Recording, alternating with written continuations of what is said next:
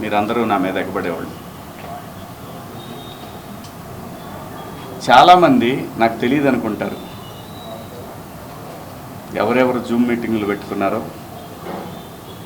నాతో బాగా ఉండి నాతో మంచిగా మాట్లాడుతూ నా నటనని పొగుడుతూ ఉన్న నాకు షాకింగ్. ఇంత కుట్ర జరగాలనా నా మీద?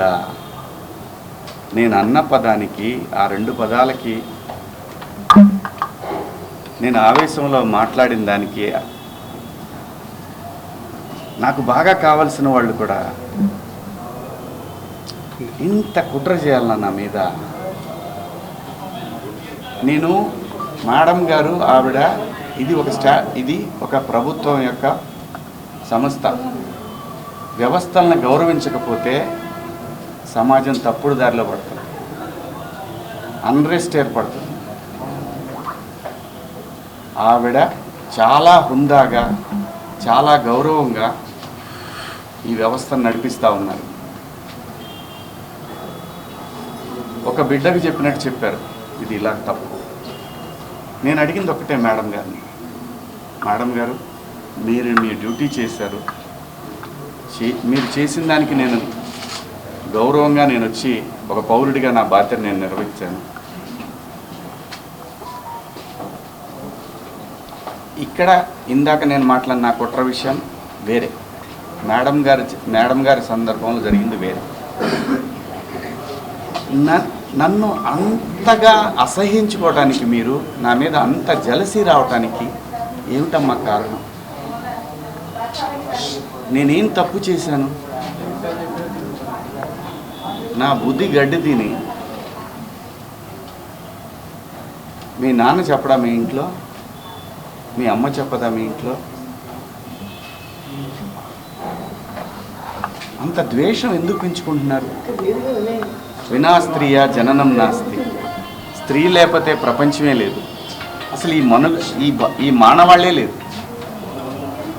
ఏ మగవాడు కూడా తన ఇంట్లో తన భార్య, తన భర్త, తన అక్క చెల్లెళ్ళు, తన కుటుంబాలు ప్రతి ఒక్కడికి ఉంటాయి.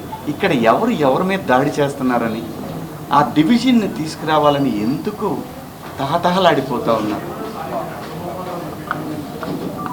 అందరి వాదన ఒకటే, స్త్రీని మహాలక్ష్మిలా చూసుకోవాలనుకుంటారు. ఎవరు బట్టలు ఎలా వేసుకుంటే నాకేంటమ్మా? మీరు ఎలాంటి బట్టలు వేసుకోవాలనేది మీ ఇష్టం. నేను ఒక తండ్రిలాగా, నా దగ్గర హీరోయిన్లు అందరూ కూడా నాకు తండ్రిలాగా నేను పాత్రలు చేస్తున్నాను కాబట్టి నా బిడ్డలకు చెప్పినట్టు చెప్పానే కానీ ఇంతకుముందు ఎప్పుడు ఎవరు ఏమీ అనలేదమ్మా. వాళ్ళ మీద మీరు ఇలాగే కంప్లైంట్లు ఇచ్చారా? జూమ్ మీటింగులు పెట్టుకొని మీలో మీరే? ఏమ్మా పేర్లు పెట్టి అనగలను నేను, కానీ మీరు ఇబ్బంది పడకూడదు. ఇంత కుట్ర చేయాలా నా మీదన? శివాజీ అనేవాడు సినిమా పబ్లిసిటీ కోసం అంత చిల్లరగా దిగజారుతాడా శివాజీ? నాకు అలాంటి డబ్బు పిచ్చి, ఫేమ్ పిచ్చే ఉంటే రాజకీయాల్లో నేను ఎక్కడో ఉండే.